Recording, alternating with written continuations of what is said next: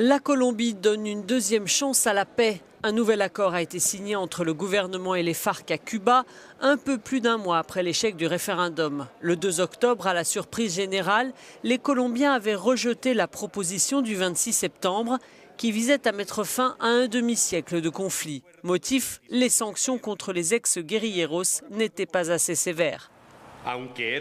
L'accord du 26 septembre était le meilleur possible, même s'il a été l'objet de critiques, dit ici le négociateur du gouvernement. C'était le meilleur parce qu'il a permis de mettre fin au conflit tout en tenant compte de la frustration qu'il a pu générer.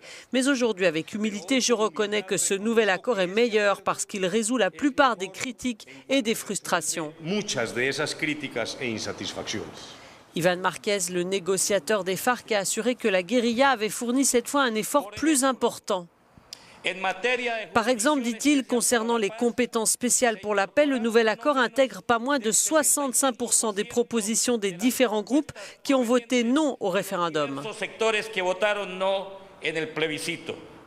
Le président Santos, lauréat du prix Nobel de la paix cette année pour ces négociations, estime que ce nouvel accord est meilleur. Fera-t-il l'objet d'un nouveau référendum ? Les opposants au précédent texte rappellent qu'il faut considérer les victimes. Le conflit a fait plus de 300 000 morts et disparus.